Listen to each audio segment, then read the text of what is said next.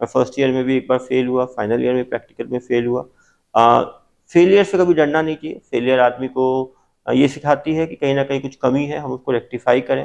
लोग हिंदी में भी इंटरव्यू देते हैं, काफ़ी अच्छे नंबर लाते हैं। ग्रामीण परिवेश के लोग भी अच्छा करते हैं। काफ़ी लोग सुनी सुनाई बातों पे परेशान होते हैं कि इस सब्जेक्ट से इतने परसेंट ही सिलेक्शन हुआ है, यहाँ पे इतने परसेंट ही हुआ। आपको तो एक सिलेक्शन अपना चाहिए। 10 लाख लोग फॉर्म भरते हैं, केवल 1000 लोग सेलेक्ट होंगे। तो यदि आपके अंदर कमी रहेगी, आप फोकस नहीं रह पाएंगे, तो आप छूट जाएंगे। घर में अच्छे स्लोगन्स लिख के रखें, सफल लोगों के फोटोज लगाएं, अच्छे जो सफल लोगों के इंटरव्यूज पढ़ें। Hello friends, welcome back to my interview segment. मेरा नाम है निर्मल और आप देख रहे हैं हमारे YouTube channel success and happiness mantra. आज हमारे चैनल के गेस्ट बहुत ही खास है। सोशल मीडिया के माध्यम से आप कहीं ना कहीं आप इनकी बात सुने होंगे। जी हाँ, मैं बात करने वाला हूँ डॉक्टर अभिषेक पल्लव सर का। चलिए आइए मिलते हैं सर से, आज बातें करते हैं।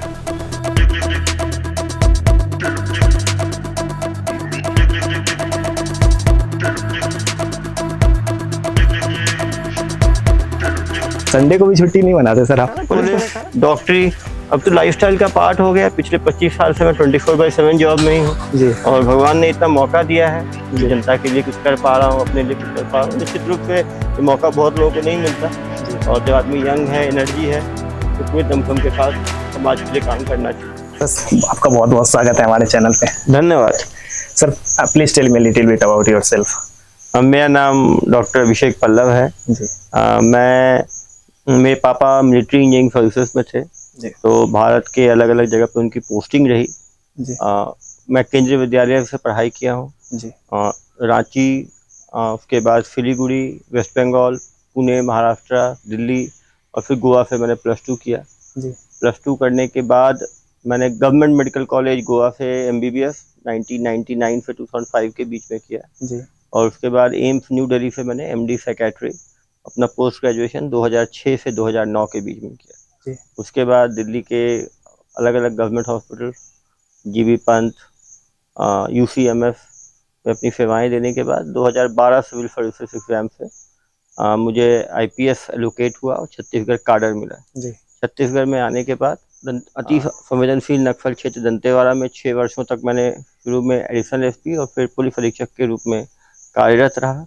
और उसके बाद शहरी पुलिसिंग में जांजगीर चांपा, दुर्ग और अभी कवर्धा में पिछले 2 वर्षों से पुलिस अधीक्षक के रूप में काम कर रहा हूँ। दंतेवाड़ा और दुर्ग जो है वो स्पेसिफिकली क्योंकि वहाँ लंबे टाइम रहा हूँ तो एक अच्छा एक्सपीरियंस है। मैं एक पुलिसिंग के बारे में सर बात करना चाहूँगा आपसे कि हम लोग देखते हैं पुलिस मतलब कड़क अंदाज, सख्त आवाज, लेकिन आपका काम करने का तरीका जो देखते हैं सर, एकदम एक अलग तरीके से आप काम करते हैं सर। मैं शायद अकेला पुलिस अधिकारी हूँ जिसने अपना पर्सनल नंबर जी पब्लिक किया हुआ बिल्कुल है। सर। मेरे नंबर 7898815399 पे डेली 500 से ज़्यादा कॉल्स आते हैं जी।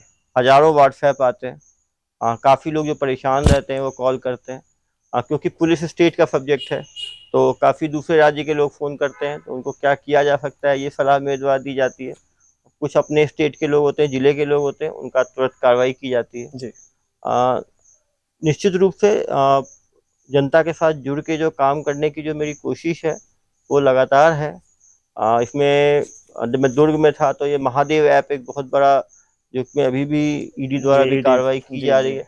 और सबसे पहले कार्रवाई जो है दुर्ग पुलिस द्वारा जो है शुरू की गई। जी। जी। और हमने 50 से ज़्यादा ब्रांचेस को नस्ताबूद किया, करीब 10 करोड़ से ज़्यादा होल्ड किया और 300 से ज़्यादा कॉर्पोरेट अकाउंट्स हमने निकाले, जिसके आधार पे बाद में ED द्वारा जो है अभी कार्रवाई की जा रही है। जी। पहली बार दुर्ग में जो भी क्रिमिनल पकड़ाता था उसने कैसे क्राइम किया, क्यों किया, उनकी पर्सनल काउंसलिंग, उनकी फैमिली की काउंसलिंग।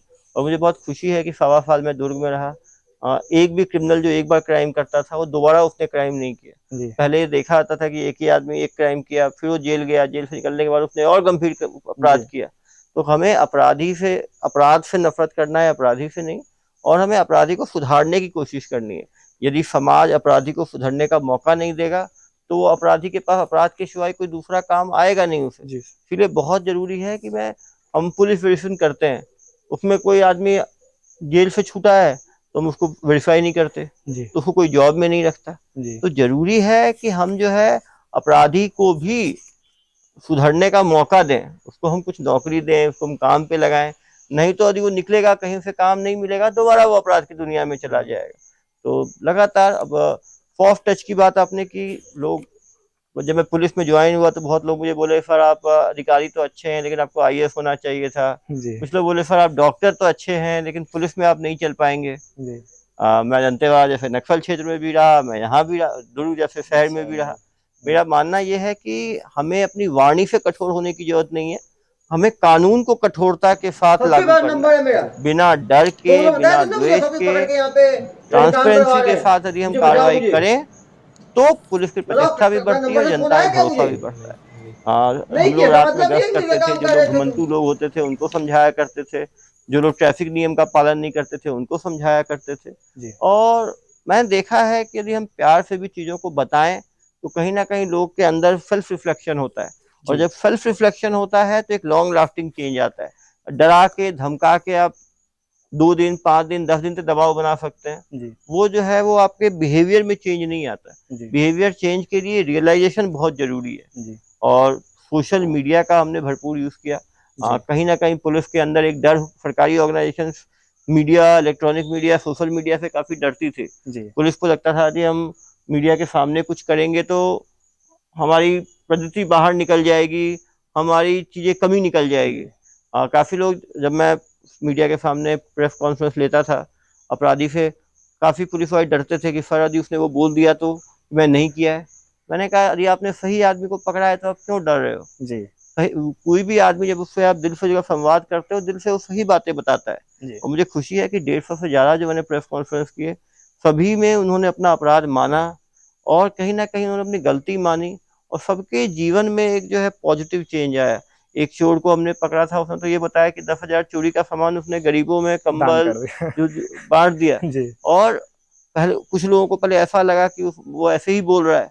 हमने उसके 6 महीने के बाद उसका फिर दोबारा जाके देखा वो आदमी क्या कर रहा है। तो जी हमने देखा वो छोटा सा दुकान खोला हुआ है उसने, और वो परचून का दुकान खोल के सामान बांट रहा है, मतलब जी सामान बिक्री कर रहा है। तो हम, ऐसा नहीं है कि जो आदमी एक बार कोई गलत काम में, उसको हमें वापस आने का मौका देना चाहिए। जी एक दूसरी घटना दुर्ग में हुई, जब वहाँ 10th का रिजल्ट हुआ तो हम 2 टॉपर्स थे, एक की 4थी रैंक थी, एक की 7वीं रैंक थी। 7वीं रैंक एक बालिका के घर हम लोग गए। तो जी बालिका के घर गए तो मैंने पूछा कि तुम्हें क्या चाहिए? तो बोली सर मुझे एक ही चीज़ चाहिए, मेरे पापा जेल में निरुद्ध हैं, उनसे मैं एक बार मिलना चाहती हूँ, 4 साल तो जेल में बंद है, मैं मिल नहीं पाई हूँ। मैंने कुछ पता किया क्या हुआ, तो मालूम चला कि 7 बेटियां और एक बेटे थे। जो बेटा, नाबालिग बेटा था 13 साल का, उसने हत्या की, हत्या के आरोप में बेटा और पिताजी दोनों जेल में निरुद्ध थे। तो ये बात समझ में आई कि एक तरफ एक ही परिवार में 2 तरह के बच्चे हैं, एक बच्चा जो हत्या कर रहा है और एक बच्चा जो छत्तीसगढ़ कि में टॉप कर रहा टॉप करके परिवार का नाम रोशन कर रहा है। बेटा जो, जिसके लिए इतनी इनको ये थी, वो बेटा जो है उसके कारण जेल गए हैं, और एक पुत्री है वो अपने खुद भी पढ़ रही है, अपनी सब बहनों को भी पढ़ा रही है, अपना परिवार का नाम रोशन कर रही है।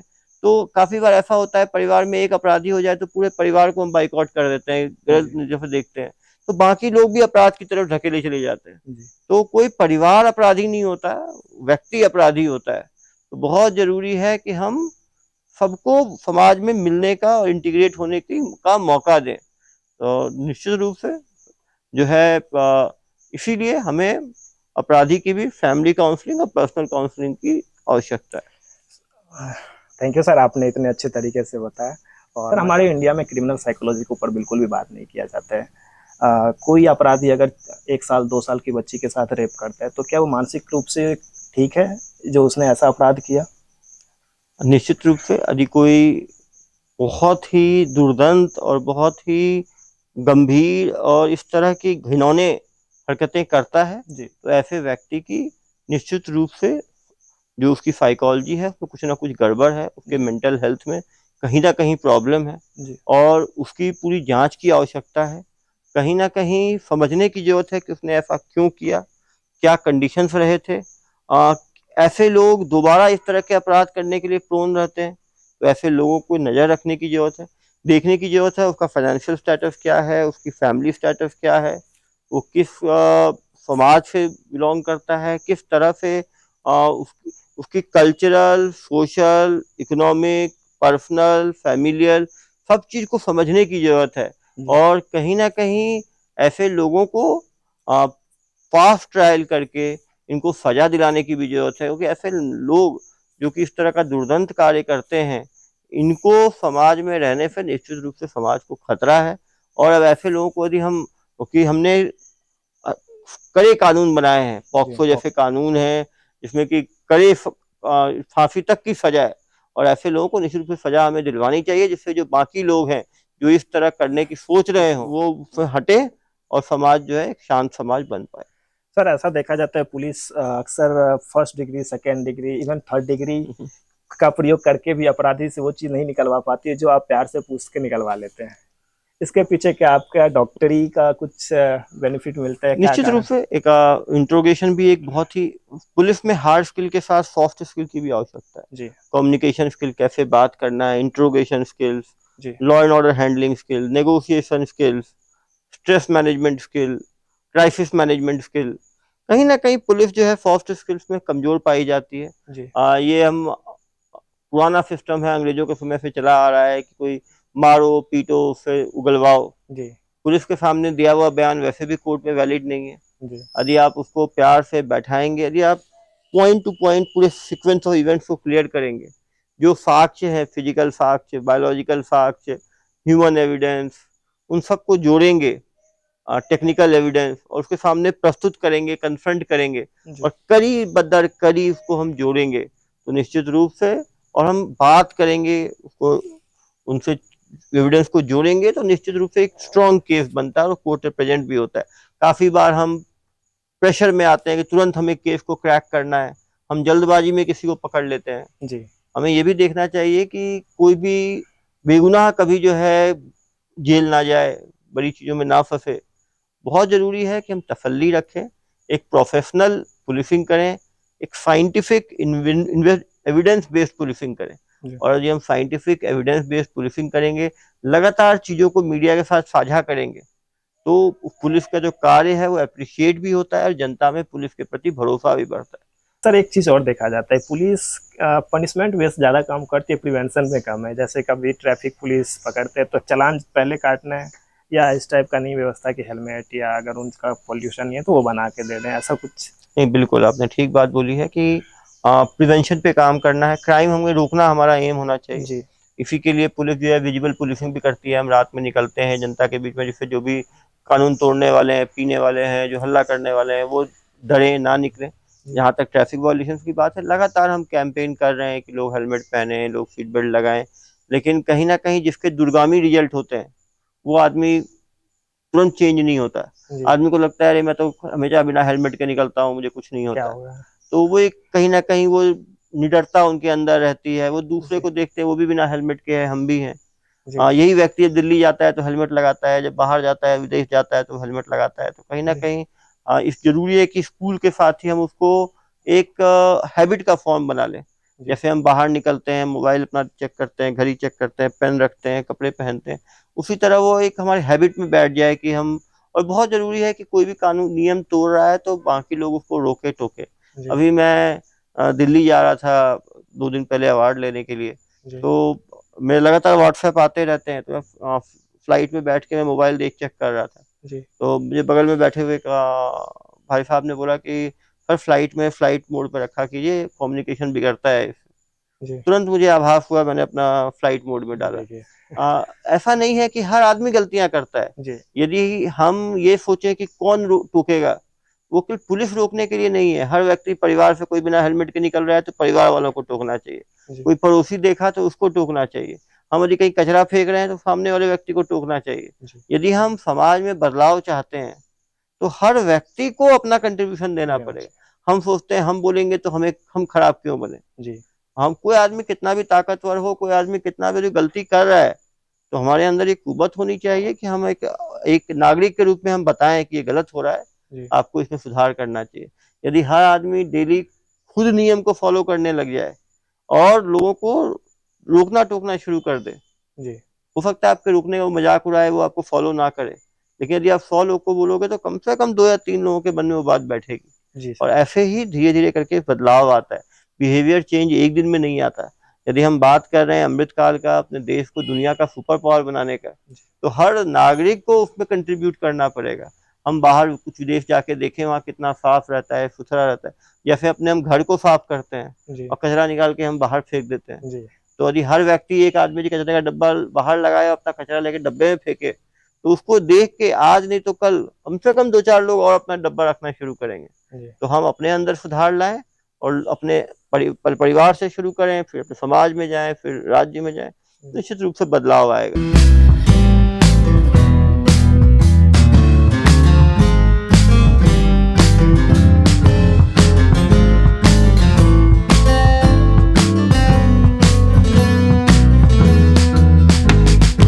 यूपीएससी एस्पिरेंट के लिए कुछ टिप्स देना चाहेंगे?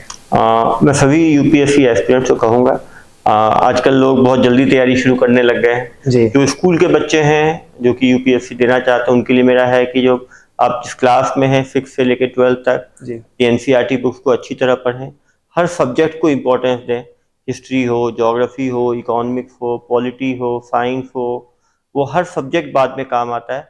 हर चीज़ को क्रिटिकली एनालाइज करें। जी बहुत ज़रूरी है। अब पेपर पढ़ने की हैबिट लोगों की चली गई है। लोग कॉमिक्स में जा लोग जो हैं न्यूज़पेपर्स पढ़ें, न्यूज़पेपर में एडिटोरियल्स हैं उनको पढ़ें। एक क्रिटिकल रीजनिंग डेवलप करें कि चीज़ क्यों हुआ, कैसे हुआ, हर चीज़ को सोचें। G20 अभी भारत में क्यों हुआ, जी G20 होने से हमें क्या फ़ायदा मिलेगा, कौन कौन से नए ऑर्गेनाइजेशन उसमें ऐड हुए और किन्हें ऐड किया जा सकता है, हमारी क्या उसमें लीडरशिप रही है। जी कोई भी चीज़ दिन भर में जो देश दुनिया में हो, इकोनॉमिक्स से रिलेटेड हो, पॉलिटी से रिलेटेड हो, उसको आप समझें। जनरल इलेक्शन हो रहा है तो इलेक्शन में क्या चीज़ें होती हैं, ऑब्जर्वर्स कैसे आते हैं, राइट कितने साल के बच्चे दे सकते हैं, क्या क्या प्रोग्राम्स गवर्नमेंट के हैं, हर प्रोग्राम में क्या कमियां हैं। पब्लिक स्पीकिंग डेवलप करें, वो इंटरव्यू में बहुत काम आता है। जी अपनी बच्चे अपनी हैंडराइटिंग अच्छी रखी, हैंडराइटिंग जो है सब्जेक्टिव एग्जाम होता है यूपीएससी का, उसमें बहुत काम आता है।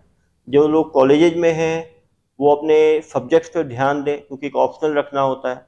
यदि आप अपना ग्रेजुएशन का सब्जेक्ट अच्छी तरह पढ़ें तो उसको आप एक ऑप्शनल के रूप में रख सकते हैं। उसे आप ऑप्शनल के रूप में रखेंगे तो आपको कम मेहनत करनी पड़ेगी। जरूरी है कि उसके बाद जब आप तैयारी में आए हैं तो यूपीएससी का आपको पूरा सिलेबस को डाउनलोड करें। काफ़ी टॉपर्स के, सिलेक्टेड लोगों के इंटरव्यूज रहते हैं नेट पे, वो आप पढ़ सकते हैं। जो आपके कॉलेज के एलुमनाई हैं जिन्होंने क्रैक किया है, उनसे जाके बातचीत कर सकते हैं, उससे आपको टिप्स मिलेंगे। पैटर्न को समझें, जी अपने स्ट्रेंथ्स और वीकनेसेस को देखें। जो सब्जेक्ट्स आपको खुद समझ नहीं आ रहा उसके लिए आप मेंटरिंग ले सकते हैं, कोचिंग कर सकते हैं। जो आप एक बार अपनी नोट बिल्डिंग बहुत इंपॉर्टेंट है, हाई टॉपिक्स के ऊपर नोट्स बनाना, इम्पॉर्टेंट मटेरियल देखना, कौन सा मटेरियल छांटना बहुत ज़रूरी है। एक टॉपिक को एक ही जगह से पढ़ें, बाकी जगह कुछ एडेड पॉइंट्स मिले तो वहीं पर नोट कर लें। एग्जाम के टाइम में रिवीजन बहुत ज़रूरी होता है। यदि आप 10 जगह से पढ़ते हैं तो कंफ्यूज हो जाते हैं। जी बिल्कुल कंटेम्प्रेरी चीज़ों पे ध्यान दें। हमेशा एक क्रिटिकल रीजनिंग डेवलप करें। चंद्रयान 2 क्यों फेल हुआ, 1 में क्या खासियत थी, 2 में क्या खासियत थी, 2 में क्या कमी था, चंद्रयान 3 में हमने क्या अलग किया कि वो सफल हुआ। चंद्रयान 3 में यदि हम चंद्रयान 4 क्या छोड़ा जाएगा तो उसमें हम क्या करेंगे। जी हमने आदित्य लॉन्च किया है L1 सन के लिए, वो पहले दूसरी कंट्रीज ने क्या क्या किया है, हमारा क्या अलग है, उसका क्या उसका एम है। यदि आप हर चीज़ को सोचेंगे, हर स्कीम के बारे में सोचेंगे कि स्कॉलरशिप स्कीम से उसमें क्या कमी है, आपकी नरेगा है स्कीम, कब लॉन्च हुआ, कैसे लॉन्च हुआ, क्या क्रिटिसिज्म है, क्या पॉजिटिव्स हैं, ई कॉमर्स के क्या फ़ायदे हैं, क्या नुकसान है। हर चीज़ को आप क्रिटिकल ढंग से सोचें, सिलेबस को कवर करें, डिस्कस करें, एक दो स्टडी पार्टनर रखें, जी अच्छे दोस्त रखें जो आपको, क्योंकि यूपीएससी की तैयारी काफ़ी लंबी तैयारी है, वो टेस्ट मैच है, मैराथन है। जी कभी आप पहले अटेम्प्ट में भी हो जाता है, कभी 2 अटेम्प्ट लग जाते हैं, कुछ लोगों को 3, 4, 5, 6 अटेम्प्ट भी लगते हैं। तो एक मेंटली अपने आप को एनर्जेटिक रखना, मेंटली रेजिलिएंट रखना, क्योंकि काफ़ी लोग इस तैयारी में टूट जाते हैं। आप देख सकते हैं कोटा में कितने बच्चे कोचिंग के लिए जा रहे हैं, 25 लोगों ने 9 महीने के अंदर आत्महत्या कर ली है। वो चीज़ यूपीएससी प्रिपरेशन में भी है, लोग बहुत हिम्मत हार जाते हैं। आपको अपनी स्ट्रेंथ देखनी है, आप फाइनेंशियली सिक्योर हैं, आपको जॉब के साथ तैयारी करना है। जॉब के साथ करना है तो ऐसा जॉब मिले जिसमें 5-6 घंटे पढ़ने को मिले।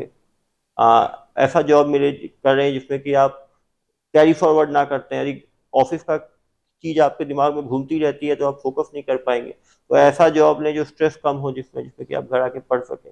तो आपको जरूरी है कि अपने आप को जो इंडिविजुअल आप इंडिविजुअलाइज करें अपने स्ट्रेंथ और वीकनेस को, और फिर तैयारी में लगे। एक बार तैयारी में लगे तो फिर आप मान के रहें कि जब समय लगेगा मैं आपको निकालूंगा। नहीं तो यदि आप दो माइंड में तैयारी करेंगे तो ये यूपीएससी में आप ना तो आप सेलेक्ट हो पाएंगे, और फिर आप हर फेलियर आदमी को कमजोर बनाती है। सर एक यूपीएससी में एक रहता है प्लान बी का ऑप्शन, आप मेडिकल डॉक्टर बने, डॉक्टर पढ़ाई छोड़ने के आप 8 साल बाद आपने यूपीएससी किया, तो कितना ज़्यादा डिफिकल्ट हो जाता है सर? निश्चित रूप से जितना आप यंग तैयारी करते हैं उतनी एनर्जी आपके अंदर रहती है, जी आप उतने आप चीज़ें रिवाइज करनी आसान होती हैं। मैं 2010 में शादी हो गई, 2012 में वाइफ मेरी प्रेग्नेंट थी। जी निश्चित रूप से आप जितना लेट तैयारी करते हैं ये सब फैक्टर्स आपके साथ आ जाते हैं। प्लान बी का मेरा मानना है कि यदि कोई भी प्लान ए फेल हो तो आदमी को कहीं ना कहीं एक फेलियर आदमी को कमजोर बनाती है। सर आपका प्लान ए भी सक्सेस था, आप डॉक्टर बने एम्स के डॉक्टर थे, प्लान बी में आप यूपीएससी फर्स्ट अटेम्प्ट में। निश्चित रूप से मैंने कहा कि यदि आपके बैकअप है, यदि आप सिलेक्शन नहीं हुआ तो आज डॉक्टर आप फिर काम कर सकते हैं। जी अब प्रोफेशनल्स काफ़ी ज़्यादा यूपीएससी की तरफ आ रहे हैं, जी लेकिन यूपीएससी में हर वर्ग के लोग, शहर, ग्रामीण, हिंदी माध्यम, अंग्रेजी माध्यम, science graduate, humanities graduate, professional, engineers, doctor, सबके लिए जगह है। जी आप कभी ये अपने आप को कम ना आके, अपने बैकग्राउंड को देख के आप परेशान ना हो। लोग हिंदी में भी इंटरव्यू देते हैं, काफ़ी अच्छे नंबर लाते हैं। जी ग्रामीण परिवेश के लोग भी अच्छा करते हैं। जी काफ़ी लोग सुनी सुनाई बातों पे परेशान होते हैं कि इस सब्जेक्ट से इतने परसेंट ही सिलेक्शन हुआ है, यहाँ पे इतने परसेंट ही हुआ। आपको तो एक सिलेक्शन अपना चाहिए, जी वो परसेंटेज किसी मतलब का नहीं है। यदि आप मेहनत करेंगे तो आप किसी भी फील्ड से हैं, आप अच्छा कर सकते हैं। और आपने यूपीएससी की तैयारी की तो आपकी इतना नॉलेज आपके पास आएगा कि आपको इंटरनेशनल अफेयर्स का, इकोनॉमिक्स का, पॉलिटी का, कि उस नॉलेज को यूज करके ही आप कोई ना कोई जॉब आपको जरूर मिल जाएगा।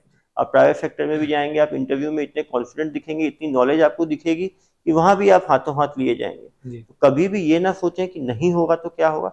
यदि आपने ठीक से पढ़ा है तो आपका सिलेक्शन ही हो जाएगा, और यदि सिलेक्शन नहीं भी हुआ तो आप इतना कुछ एनरिच होके जाएंगे कि आपको जॉब की कहीं कमी नहीं रहेगी। इस देश में आज एम्प्लॉयमेंट की कमी नहीं है, एम्प्लॉयबल लोगों की कमी है। जी तो आप स्किल गेन करें, जॉब आपके पीछे जरूर आएगी। इसका सबसे बड़ा उदाहरण आप हमारे साथ हैं, मुझे लगता है आप हैं, आप दो भाई हैं, दोनों सिविल सर्वेंट। मेरा छोटा भाई है, वो भारतीय वन सेवा में मध्य प्रदेश जी काडर में है, वो डीएफओ अभी बालाघाट पे है। पहले किनका सिलेक्शन हुआ था अब सर? दोनों साथ में शुरू किए। मेरा पहले फर्स्ट अटेम्प्ट में 2013 में हुआ, उसका अगले अटेम्प्ट सेकंड अटेम्प्ट में उसका सर भारत। आपकी पूरी जर्नी में एक चीज देखा जा रहा है कि आप फर्स्ट अटेम्प्ट में एमबीबीएस, फर्स्ट अटेम्प्ट में एमडी, फर्स्ट अटेम्प्ट में यूपीएससी, कभी ऐसा लगता ही नहीं आप कभी पढ़ाई में कमजोर थे, कभी का स्ट्रगल किया ही नहीं, कभी नहीं फेल वगैरह हुए सर किसी से? नहीं नहीं, निश्चित रूप से लाइफ में हमेशा अप एंड डाउन आता है। मैं जब मेरा मैथ्स में इंटरेस्ट था, मैथ्स बायोलॉजी दोनों था मेरा, आईटी में सिलेक्शन हुआ, इधर पीएमटी में भी सिलेक्शन हुआ। जी पापा का भी मन था, मेरा भी था, मेडिकल में गया। मेडिकल में थोड़ा मुश्किल था शुरू में, चीज़ें याद करने में बहुत मेहनत करता था, फिर भी रिजल्ट अपेक्षित नहीं होता था। मैं फर्स्ट ईयर में भी एक बार फेल हुआ, फाइनल ईयर में प्रैक्टिकल में फेल हुआ। फेलियर से कभी डरना नहीं चाहिए। फेलियर आदमी को ये सिखाती है कि कहीं ना कहीं कुछ कमी है, हम उसको रेक्टिफाई करें। हर फील्ड के लिए कुछ इंक्लिनेशन होता है। कोई आदमी यदि उसमें इंक्लिनेशन है तो वो उस काम को 2 घंटे में कर लेता है, आपको हो सकता है 5 घंटे लगे। लेकिन यदि आपको सक्सेस चाहिए तो आपको दूसरे से कंपेयर नहीं करना चाहिए, वो ये चीज़ 1 घंटे में कर लेता है, मुझे 5 घंटे लगने पड़ते हैं। यदि उसको 1 घंटा लगता है तो आप ही कर पाओगे। हो सकता है आपको 5 घंटे लगे, 6 घंटे लगे, 7 घंटे लगे, फिर हिम्मत नहीं हारनी चाहिए। मैंने मेडिकल के सब्जेक्ट को अच्छी तरह पढ़ा, मुझे समय ज़्यादा लगा, तो यही कारण है कि जब पोस्ट ग्रेजुएशन में दोबारा डबल डिजिट में मेरे देश भर में रैंक लगी, और एम्स दिल्ली में प्रतिष्ठित मेडिकल कॉलेज है, वहाँ से मैंने एमडी किया। सर एक चीज़ और मैं इसमें ऐड करना चाहूँगा कि आपकी जो भी पढ़ाई हुई है सेंट्रल स्कूल से, उसके बाद एमबीबीएस, एमडी, तो सर कहीं ना कहीं सर गवर्नमेंट कॉलेज से ही आप पढ़े हैं। तो एक चीज़ इसमें मैं जो टैक्स पेयर्स के पैसे से जो आदमी पढ़ाई करते हैं, मुझे लगता है उनकी जिम्मेवारी आम नागरिकों से कहीं ज़्यादा हो जाती है। बिल्कुल है। अब मैं केंद्रीय विद्यालय में जब मैं 1 से लेकर 9 तक पढ़ा तो उसमें 5 रुपीज़ पर मंथ फी हुआ करता जी था। उसके बाद 15 रुपये पर मंथ था। मैं एमबीबीएस में गया, 1500 रुपये सालाना हमारा फीस था। एम्स में एमडी किया तो 1 साल का 110 रुपये फी था। जी तो कहीं ना कहीं जितना आजकल के बच्चों को 1 महीने की प्राइवेट में प्ले स्कूल की फी होती ठीक हो है, गया उतने में मैंने नर्सरी से लेके अपने एमडी एमडी तक। तक की पढ़ाई कर ली। जी तो निश्चित रूप से जिम्मेदारी है, इसी जिम्मेदारी को समझ के मैं निर्वहन करने की भी कोशिश करता हूँ। डेली कम से कम 20 से 25 मेंटली इल पेशेंट जो हैं उनको ऑनलाइन ट्रीटमेंट देता हूँ फ्री ऑफ कॉस्ट।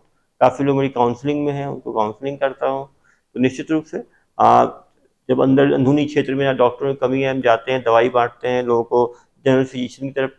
तो मैं अपने MBBS की नॉलेज की, MD की नॉलेज की लगातार जनता के भलाई के लिए उसका निर्वहन करता हूँ। How to stay focused and maintain regularity in study, sir? बहुत ज़रूरी है कि हम एंड रिजल्ट को छोटे छोटे, अपने टास्क को छोटे छोटे सब टास्क में बांटें जी और एक अपना hourly target, weekly target, half day target, जी full day target, weekly target, monthly target, अपने सिलेबस को हम इस तरह से करें कि 6 महीने में एक बार सिलेबस कंप्लीट कर पाएं, फिर अगला रिवीजन हम 2 महीने में कर पाएं, फिर एक रिवीजन 1 महीने में कर पाएं, फिर एक रिवीजन 1 वीक में कर पाएं, और फिर एग्जाम के एक दिन पहले हम ज़्यादातर चीज़ों को रिवाइज कर पाएं। बहुत ज़रूरी है कि हम एक अच्छा स्टडी पार्टनर रखें, एक दूसरे को पॉजिटिवली मोटिवेट करें, नकारात्मक लोगों के साथ ना रहें, नकारात्मक चीज़ें ना पढ़ें, सकारात्मकता मेंटेन रखें, रेगुलर हम कुछ टेस्ट सीरीज दें, एग्ज़ाम दें, उसमें जो कमी है उसको हम टॉपिक वाइज उसको हम इवेलुएट करें, कौन सा हमने पढ़ा हुआ था, पढ़ने के बाद हम रिकॉल नहीं कर पाए, कौन सा ऐसी चीज़ था जो हमने पढ़ा ही नहीं, उसको हम, कौन सी चीज़ ऐसी थी जिसको हम रिकॉल भी कर पाए लेकिन ठीक से लिख नहीं पाए, तो हम कैसे उसको एग्ज़ाम में ठीक से लिख पाएंगे। हम ऑटो करेक्शन मोड में रहें, चीज़ों को ठीक करने की कोशिश करें, हम आंसर्स लिखें, टीचर्स को दिखाएं, अपने फ्रेंड्स को दिखाएं, एक दूसरे के आंसर शीट चेक करें, एक दूसरे को सजेस्ट करें, जो कमियां हैं उसको दूर करें, क्योंकि यूपीएससी में प्रीलिम्स MCQ बेस्ड है, उसके लिए अलग स्किल चाहिए, मेंस जो है वो सब्जेक्टिव है, उसमें आंसर राइटिंग के स्किल्स चाहिए, और इंटरव्यू के लिए अलग स्किल्स चाहिए। तो हम तीनों फेज को इंडिविजुअलाइज जो है टारगेट करें और उसको करें। फोकस रहना बहुत ज़रूरी है। हो सकता है घर में कुछ तकलीफ़ें आ जाएं, हो सकता है आपके ऑफिस में कुछ तकलीफ़ें आ जाएं, फैमिली में आ जाएं, लेकिन यदि आपका एम क्लियर है तो आप तुरंत उससे उभर के उस काम में दोबारा लग जाओगे। ये कंपटीशन है, 10 लाख लोग फॉर्म भरते हैं, केवल 1000 लोग सेलेक्ट होंगे। तो यदि आपके अंदर कमी रहेगी, आप फोकस नहीं रह पाएंगे, तो आप छूट जाएंगे। घर में अच्छे स्लोगन्स लिख के रखें, सफल लोगों के फोटोज लगाएं, अच्छे जो सफल लोगों के इंटरव्यूज पढ़ें। जब भी आप कुछ अच्छे हॉबीज रखें, डेली कुछ टाइम आप अपने आप को स्ट्रेस मैनेजमेंट के लिए दें, कुछ योगा कर सकते हैं, कुछ वॉकिंग कर सकते हैं, कुछ बुक्स पढ़ सकते हैं, और अपने आप को रिलीजन के साथ जोड़ सकते हैं, कुछ पूजा पाठ कर सकते हैं, अपने आप को मेंटली और फिजिकली फिट रखें, अच्छा खाना खाएं, अच्छा अपना स्लीप हाइजीन रखें, नशे से दूर रहें, तो निश्चित रूप से आप अच्छा अभी छत्तीसगढ़ में इलेक्शन होने वाले हैं, तो मैं कुछ चीज़ जानना चाहूँगा कि सर इलेक्शंस में ऐसा क्या पावर होता है IPS ऑफिसर्स के पास कि वो उस तरीके से काम करने का तरीका चेंज हो जाता है बिल्कुल ही। चुनाव के पहले जी माननीय इलेक्शन कमीशन द्वारा जो है लगातार बैठकें ली जाती हैं जी, उसमें दिशा निर्देश दिए जाते हैं जी। जो सीजर जो है वो अल्कोहल को सीज करने की बात हो, कीमती सोना चांदी जब्ती हो, कैश की जब्ती हो, इसके लिए नाका बढ़ाए जाते हैं, इंटर स्टेट इंटर डिस्ट्रिक्ट। जो स्थायी वारंटी हैं, जिनके खिलाफ माननीय न्यायालय से वारंट इशूड है, उनकी धरपकड़ की जाती है, अवैध आर्म्स है उसकी धरपकड़ की जाती है, और फिर चुनाव से 1.25 महीने 1.5 महीने पहले मॉडल कोड ऑफ कंडक्ट लग जाता है, जहाँ पे चुनाव आयोग सीधा जो है IAS IPS अधिकारियों पर अपनी सुपरविजन रखती है, और बाहर से भारत सरकार से सीनियर ब्यूरोक्रेट्स जो है वो जनरल ऑब्जर्वर के रूप में, पुलिस ऑब्जर्वर के रूप में, एक्सपेंडिचर ऑब्जर्वर के रूप में आते हैं, और पुलिस एक तटस्थ होकर न्यूट्रलिटी के साथ एक लेवल प्लेइंग फील्ड जो है दोनों पॉलिटिकल पार्टी, कोई भी पॉलिटिकल पार्टी है, उनको प्रोवाइड किया जाता है, जिससे लोग बिल्कुल बिना डर या भय के अपना मतदान कर पाए। और छत्तीसगढ़ में भी, क्योंकि नवंबर दिसंबर में चुनाव है, तो पुलिस और प्रशासन ने पूरी कमर कस ली है, और लगातार पुलिस द्वारा जो है सघन चेकिंग अभियान करके हमारे जिला कवर्धा में भी एक बार में 1 करोड़ रुपए जब्त किए गए, और कल ही 6,20,000 रुपए जो है वो जब्त किए गए थे। सर ये मेरा बेसलेस क्वेश्चन है, लेकिन मैं पूछ रहा हूँ कि मैक्सिमम लोग बोलते हैं अक्सर कि पुलिस हमेशा लेट पहुँचती है।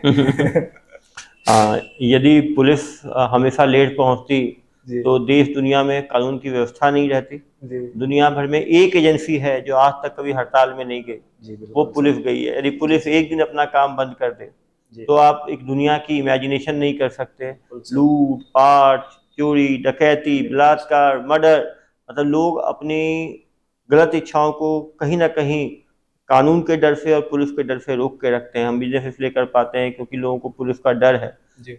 निश्चित रूप से दुनिया भर में जब से सभ्यताएं आई हैं, यदि एक ऑर्गेनाइजेशन हर सभ्यता में मिला है, हड़प्पा से लेके आप जाएंगे तो वो आपको पुलिस दिखेगा। कोई ना कोई है जो कानून को पालन कराता है। जी सर। तो टैक्सेशन और पुलिसिंग ये ऐसी चीज है जो किसी भी समाज के लिए जरूरी है। जी। पुलिस, क्योंकि हमारा काम विकेट कीपर और गोलकीपर की तरह है। जी। हम 500 बॉल पकड़ते हैं तो वो लोग नहीं देख पाते। एक जो कैच ड्रॉप हो जाता है वो सबकी नज़र उस पर जाती है। जी। लेकिन निश्चित रूप से ये हमारा वर्क प्रोफाइल है।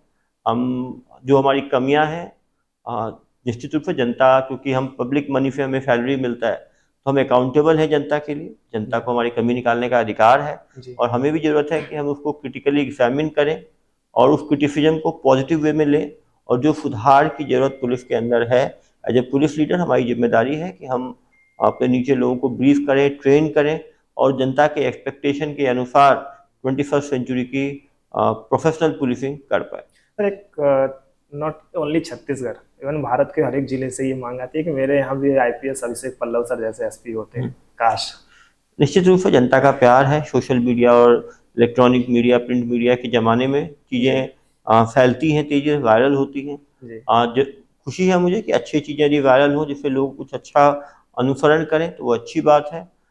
जहाँ तक क्योंकि ऑल इंडिया सर्विसेज है, हम दूसरे ऑर्गेनाइजेशंस में जा सकते हैं, सीबीआई में, आईबी में। अभी छत्तीसगढ़ में हूँ, छत्तीसगढ़ में काम करने का बहुत स्कोप है। अलग अलग एरेना में मैं काम कर रहा हूँ और जब भी लोग मुझे फ़ोन करते हैं अपनी समस्याओं को लेकर, तो जहाँ तक हो सके उसकी निराकरण करने की मेरे द्वारा चेष्टा रहती है। सेंट्रल समाज में अभी जो नए यूथ हैं उन लोग शॉर्टकट तरीके से पैसा कमाने के लिए बहुत सोचते हैं और गलत काम को उन लोग सेलिब्रेट करते हैं।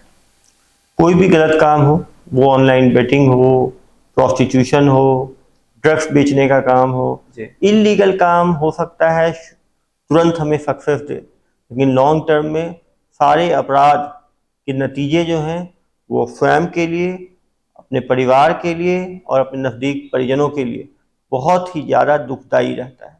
आपने अभी ऑनलाइन महादेव ऐप में देखा, बेटिंग में काफ़ी युवक नौकरी की 10,000 20,000 की नौकरी के लिए तुरंत बेटिंग से लाखों करोड़ों कमाने के लिए इसमें घुस गए और आज सभी लोग जो है पकड़ा रहे हैं, समाज में उनका नाम खराब हो रहा है, वो जेल जा रहे हैं। कभी भी शॉर्टकट से पैसा आदमी नहीं कमा सकता। पैसा हमेशा जो मेहनत से, नॉलेज से, सस्टेन्ड वे में मिलता है, वही आदमी को अंत में जो है खुशी देता है। जी। सभी युवकों से मैं अपील करूंगा कि वो शॉर्टकट को छोड़ के जो पारंपरिक तरीके हैं मेहनत के और लीगल तरीके हैं उसका इस्तेमाल करें। हम अपनी मेहनत से शॉर्ट टर्म में भी स्टार्टअप्स खोल के, इंडस्ट्री खोल के, एंटरप्रेन्योरशिप करके सक्सेस पा सकते हैं, लेकिन कभी भी गलत लूपहोल्स और शॉर्टकट्स का इस्तेमाल ना करें। सर, मेरे चैनल का नाम सक्सेस एंड हैप्पीनेस मंत्र है। आप हमारे व्यूअर्स के लिए सक्सेस और हैप्पीनेस का क्या मंत्र देना चाहेंगे? सक्सेस एंड हैप्पीनेस मंत्र, ये बहुत ही उपयुक्त नाम है। मैं आह्वान करूंगा सब इनके चैनल से जुड़े, इनके अच्छे इंटरव्यूज हैं उन्हें सुने। सक्सेस और हैप्पीनेस दो चीज है जी। सक्सेस, ज़्यादातर सक्सेस मिलने के बाद लोग हैप्पी रहते हैं, लेकिन जरूरी नहीं है हर सक्सेसफुल आदमी हैप्पी हो। तो ये दिखाता है कि जो लोग हार में भी, फेलियर में भी खुश रह पाए, वो भी एक कला है। तो एक हैप्पीनेस जो है एक लाइफस्टाइल है। यदि आप रिलीजन के साथ जुड़ेंगे, हॉबीज आपके अच्छे होंगे, आप अच्छे काम करेंगे, तो आपको एक इटर्नल हैप्पीनेस मिलेगी। तो मैं इनके चैनल के माध्यम से सभी लोगों से अपील करता हूँ कि वो इतनी मेहनत करें कि उन्हें सक्सेस भी मिले और उनके लाइफ में हैप्पीनेस भी आए। थैंक यू सर, आपने हमारे इंटरव्यू के लिए समय निकाला और संडे के दिन हम लोग शूट कर रहे हैं video. Thank you, thanks a lot sir. Thank you.